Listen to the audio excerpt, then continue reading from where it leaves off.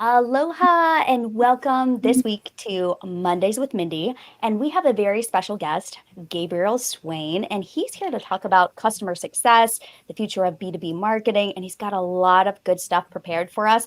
I am actually going to take a backseat today and do more listening and possibly popping in with some questions at the end. So if you have questions, make sure to add them to the live stream and he will address them at the end if we have some time there. So I'm just going to hand it right over to you, Gabriel. Take it away. Thanks, Mindy. That sounds great. And yeah, I wanted to come on today to talk about more than customer success. In essence, what we're talking about is sort of the future of business strategy. We've sort of entered into the era of the customer, as it's referred to. Today, the customer experience is a bigger driver of purchase decisions than the quality of the product and the price of the product. And so businesses that don't adopt a customer-centric mindset are essentially the businesses that unfortunately are going to most likely fade into the background. More progressive businesses have already done this. Customer success started with software as a service companies, right? In the early 2000s, with Salesforce being sort of the first major company to do that, software companies had to basically adapt to a major paradigm shift. Previously, they sold licenses that locked customers into long-term contracts and made it very difficult to switch to a different vendor because of the cost of implementation and the time involved, just the overall investment. Salesforce introduced a new business model, which is software as a service. So instead of buying software, businesses and individuals started to rent, for lack of a better word, rent software on a subscription-based revenue model. So vendors had to suddenly concern themselves with customer churn, which is customer turnover, customer attrition. Their revenues began to flow in from renewals, subscription renewals, and not from that upfront license fee. So they suddenly had to take a step back and realize that, okay, if my customers aren't successful, which I'll address what that means in a second, using my software, at that point, we're going to lose them. And so in the beginning, customer success was pretty much limited to the B2B SaaS world. And in the beginning, it was mostly revolved around customer churn. So early efforts were devised to prevent churn and to reduce churn, because the incoming revenue shifted, like I said, from upfront license fees to renewals. That's now referred to as customer success 1.0, and we're now in what's referred to as customer success 2.0. It's a term that McKinsey and Company coined in a report they did a few years back. But companies realized that by giving their clients a dedicated customer support representative, everyone would benefit from it. So the idea is that if you ensure that your customers are successful, and I'll explain what this means. Yeah, this is sort of like hitting a moving target, if you will.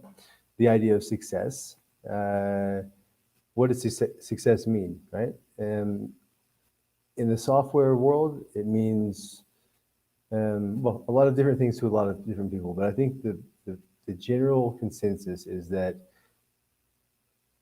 you take proactive efforts to ensure that your customers are successful using your product. Success to one company means something specific, and it's probably different than what success means to a different company. So it's in the early stages of its evolution, customer success, and it's still evolving. But that was the initial birth of it. Yeah? It evolved to the point where software vendors realized that they could actually look to customer success as a revenue driver rather than sort of a way to stop the hemorrhaging, right? To stop customer attrition. And so customer success managers began to be tasked with upselling and cross-selling, which did drive revenue, and it also created a bit of a problem because the idea behind customer success is that you have a customer success manager, your sort of advocate, if you will, at the vendor, um, you know, yeah, the software vendor that you're purchasing from, who is essentially your trusted advisor. They're your voice, they're the bridge, the communication bridge between the customer and the company that they represent. That trust can easily be broken if the customer believes that that their customer success manager is actively trying to upsell them on upgrades, on add-ons. That trust starts to erode a bit, and so that's an ongoing debate at the moment, whether or not customer success professionals should be doing the selling or not. So I'm going to stop there before I go, off the rails and off into the weeds. But the general idea is that if you ensure that your customers achieve this is a catchphrase sort of in the industry, their desired outcome using your product or service, or through all their interactions with your company, then they're going to become loyal. What you're going to do is you're going to generate loyal customers who renew their contracts, who stick around for the long term, and end up becoming brand advocates, who go out and basically do word of mouth advertising for your brand. And that was in sort of an inflection point for customer success in general, which, as I said, started out as a business function, but it's evolved to today to the point that it is a team. Companies have a customer success team, but it's an organization-wide effort to ensure that customers are. It's not about customer satisfaction either. This is an important point. You can have satisfied customers who aren't necessarily achieving what they want to achieve with your service or your product. So what it really boils down to is understanding what your customers need and going out of your way to deliver that to them. In the beginning, customer success was sort of viewed as a cost center. It was an extra that companies had to pay for to ensure that they didn't lose, or companies had to pay for to ensure that they didn't lose customers, at a high rate. As it evolved, like as I said, it became a revenue center, upselling and cross-selling. It's gotten to the point today that my personal opinion, and I think this is backed up by research. You can find articles by McKinsey and Company, by Forbes. If you just go Google it, you can learn more about it. But customer success today is evolving into what I think will be one of the major, if not the primary, growth engines of companies into the future, and not just software companies. Initially, the idea was, okay, we're going to prevent customer churn, right?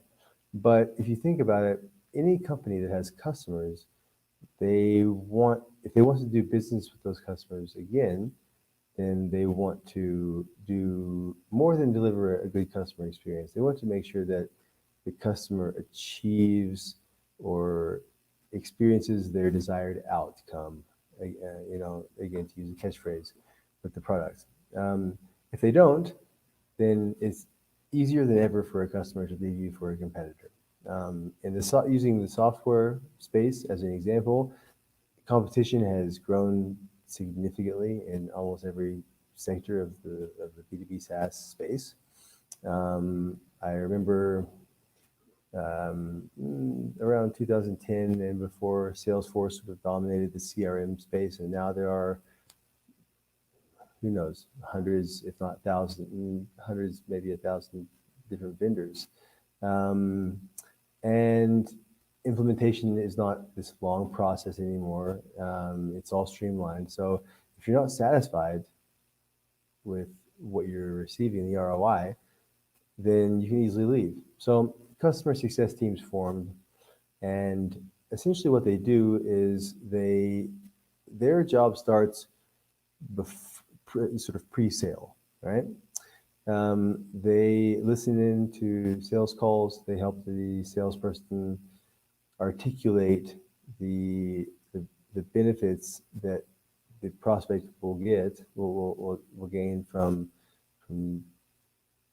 purchasing the product service. And then they really get actively involved during the onboarding process. And so I'm using the software space as an example. That relationship then continues through the lifetime of the customer relationship. And so to take a step back, essentially software companies had to adjust how they conceptualized the customer vendor relationship. They had to, and they still have to, even more now, do everything they can to make sure that the customer is able to maximize the return on their investment, on their purchase.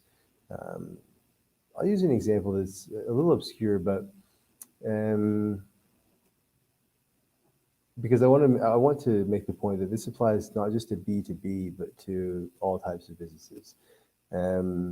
If you're an architect and you're using AutoCAD, which if you're not familiar with, is a fairly complicated system that architects use, right, to design blueprints and these sorts of things. If you hand AutoCAD to a 14-year-old who knows nothing about architecture, they're going to look at it, they're going to feel like they're reading Mandarin or something, unless you read Mandarin, which is great, so maybe a bad example. But reading another language, they're not going to understand the value that they can get from it, and they're going to think, this product is useless to me, and they're not going to purchase it again. Whereas if you have a team that comes in and teaches the customer how to be experts using this solution to maximize the value that they get from it, then they're likely to renew their contracts.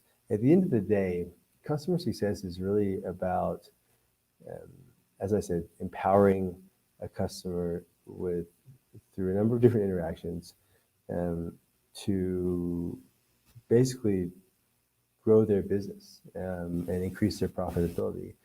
And the cool thing about that is that as you do that, so let's say I represent Salesforce, just again to use a big name, and I have a new customer. I sign a new customer, right? And immediately I celebrate, and then I move on to try to look for another new customer. That's the worst thing that you can do, because statistics say that 80% of your future revenue will come from 20% of your existing clients. And that's not directly, it includes indirect business as well, because once you generate loyal customers, they become advocates, as I said. They'll pitch your product to their friends, to their family, and consumers tend to trust recommendations from friends and family 80% of the time or something, as opposed to like 5% of the time from industry influencers. So that's a really powerful thing to have. And the subscription-based revenue model is good in the sense that it provides reliable income, first of all, peace of mind to stakeholders, right, who aren't concerned about. It's a much more predictable revenue stream, right?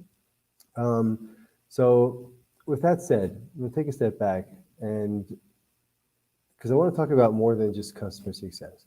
The customer success, having started out being something that was born in the software industry, has expanded now to apply to companies of all kinds, B2C companies who sell one-off products. Um, and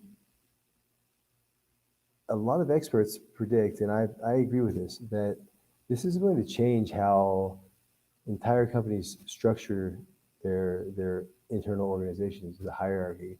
So in the beginning, customer success lived with um, in the account management team or the customer support team, but it's a very different function because where customer support, technical support is very reactive, right? Someone calls and says, "I have a problem with this feature," or "I have a problem with my lawnmower," for example. Technical support steps in and solves the problem. What customer success managers do is they first of all they do everything they can to understand the use case and the needs and challenges of their customer, and then they act, as I said, as a sort of a trusted advisor, a strategic advisor. They look for ways that their product or their service can solve problems that the customer hasn't realized exist yet, right? And so if you can go to a customer and say, you know, you've been experiencing this problem since we began our relationship. Um, did you know that if you add this feature to your current subscription, you'll be able to solve this problem, which will increase your profitability, et cetera. Then that makes the customer more successful. Really, what we're talking about is profitability,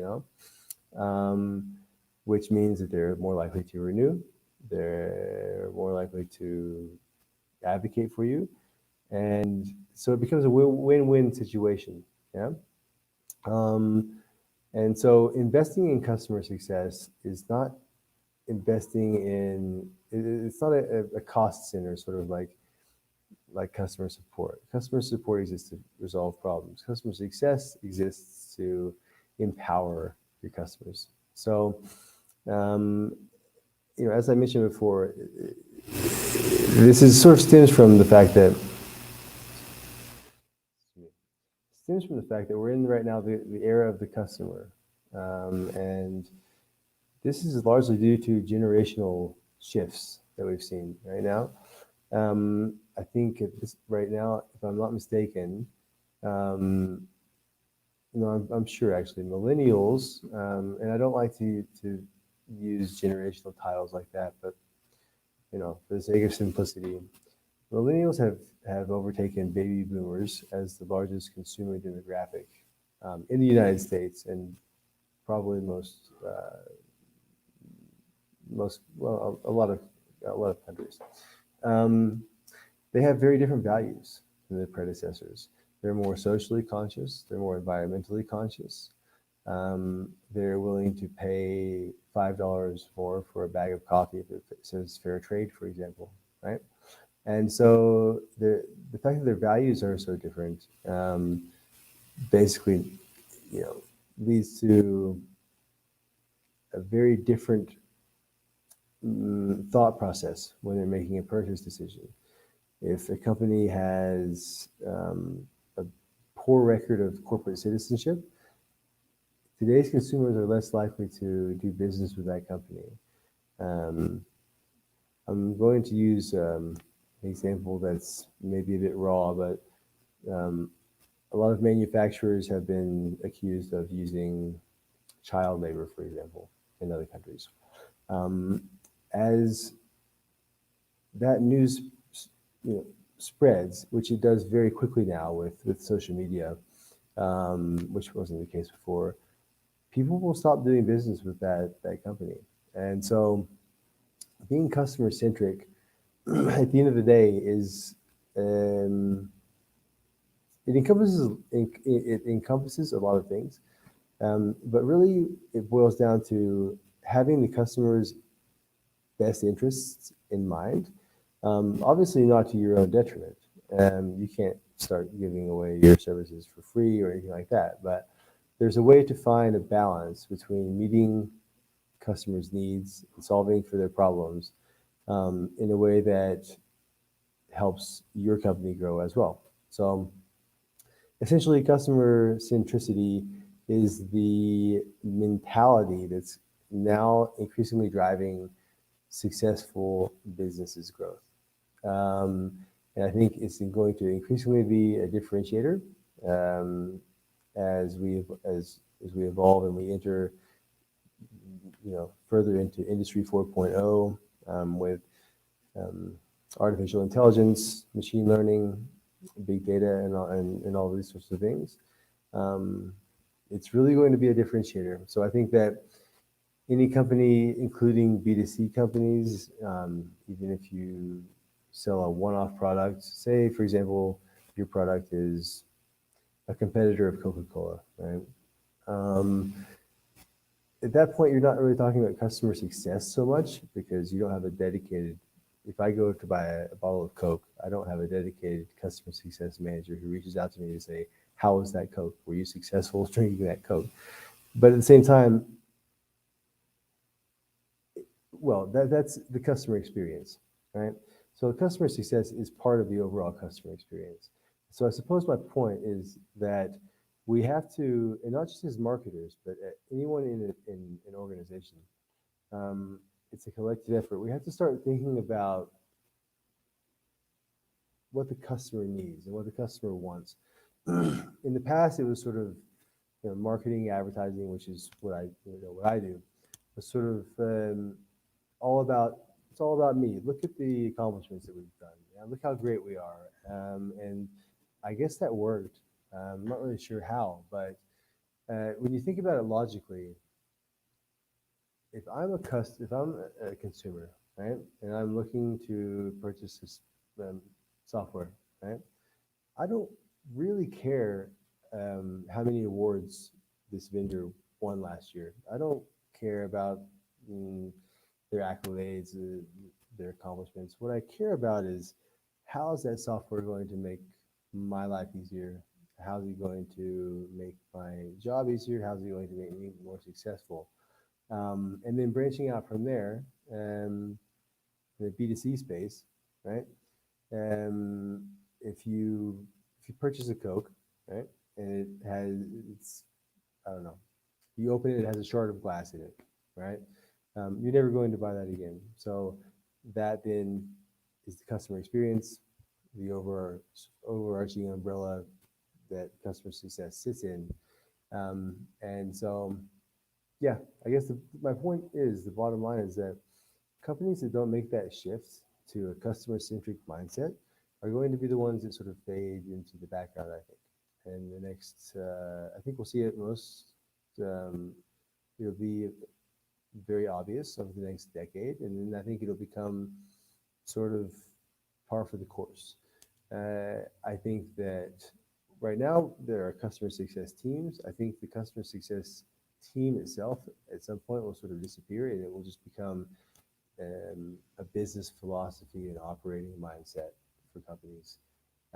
And right now, the customer success software space has been growing at an incredible rate. These are software solutions that essentially were built for other software companies, right? And they're used to measure adoption, measure usage. They send signals to let's say I'm a software vendor and I'm using a customer success software platform. I can see that my customer X hasn't logged in for 3 weeks. Okay, that's a red flag. They're probably going to churn. They're an at-risk customer.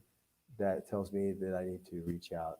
That's a reactive approach, and that's part of it, right? But there are also certain signals and indicators of customer churn and these sorts of things that allow customer success managers to go in proactively and say, hey, you know what? Um, I know one of your goals is to do X, and I have an idea, and I think if you apply this to this, then you're going to achieve that. And if the customer does that and they see tangible results from that, then that helps solidify this trusted advisor relationship. And that basically produces long-term loyal customers who um, essentially allow a business to be profitable over the long term, and it reduces anxiety from stakeholders and et cetera, et cetera. So I guess with 5 minutes left, I'm going to sort of tail it off there is to say that if you're not thinking about your customers, if you're not putting yourself in their shoes and thinking from their mindset, then yesterday is the day to start doing that. Because with social media, as I mentioned, if I have a bad experience and I'm trying to buy a pair of shoes today, I can go online and say this shoe store treated me horribly, and that's a fire that's hard to put out. So connecting all these dots at the end of the day is the customer experience. Um, Customer satisfaction is an old concept. It plays into it, but really how a customer feels after their interaction with your company is going to determine whether or not they do business with you in the future.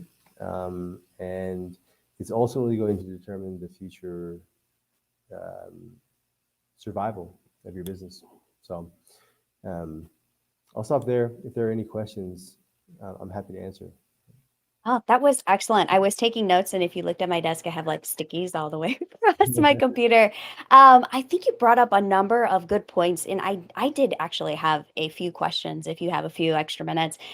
There was something that came to mind with customer success and like how big of a company do you need to be, like an organizationally? Because I know we have a lot of small business consultants, people who tune into this show. Like how can they apply like the principles of customer success no matter the size of their organization? Do you have some tips for them? Sure. I think it really depends on the type of business. As I said, customer success started out in the software space. Right now, it's transitioning to other industries. That's in it. That's just beginning to happen. Okay. But I think from day one, showing a genuine interest in your customers' needs and asking the right questions to understand what their objective is in purchasing your service, whether or not you're a consulting agency or whatever it might be. Yeah? If their objective is to grow their customer base, then you can have someone on the inside who is thinking about that and thinking Mm, proactively about what can I do to help them um, basically solve this challenge that they have, right? And basically empower them to grow. Um, and so in smaller companies, typically this function sits in account management. Sometimes it sits in other departments. A lot of times you'll have one customer success person who wears all the hats. mm, The more mature an organization is, they start to develop a customer success organization that has different sub teams within it. So it might be a pre-sales team, it might be a renewals team, there might be an onboarding team or whatever. But I think that if you're a small business and you're you know you want to start to take this mindset and adopt it, I think the best thing that you can do is get out and be very genuine and speak to your mm, customers, um, and just ask them, what are we doing? Um, that's what could we be doing better, right? mhm, What do you need that we're not providing to you? And just really have a good sense of what your customers need and what their goals are and what their challenges are. I think a lot of companies make these assumptions that they know what their audience's needs and objectives are, and a lot of times they're wrong. So I think it's really important to go out and validate your assumptions with the market itself, whether that's with your actual customers or contacts that you have that represent that, ideal buyer persona. I think that's a good way to start. And as I said, I mean, you know, customer success as a sort of a movement is still in the early stages, but the idea of customer centricity is as old as it could be. I mean, it's really basic and logical at its core, right? If you Mhm. want someone to buy something from you again, um, you want to make sure that what you sell them is high quality and they walk away happy, right? Mhm. At the core, that's kind of what it is, right? And if you can't see that, if Mhm. it's not obvious, just looking at at the interactions from the outside, I would say don't make the assumption that everything's okay. I would still go out and validate it, talk to your client base and that sort of thing. And over the next few years, you'll see a lot of literature coming out, a lot of studies from um, entities like Accenture, McKinsey, Deloitte. They're really focused on customer success right now, and so as I said, this is sort of like a hey heads up. If you're not thinking about this right now, start to think about it because in the next or 10 years, this will be one of the main differentiators of successful companies and the ones that sort of fade. So Think that's there's really helpful. So keeping are there other resources or blogs or people that you think are really great thinkers on this topic besides yourself? So we should follow your content as well. But people that we should be following just to learn more. You mentioned Accenture and McKinsey and some of the big guys. Are there any others that you would add?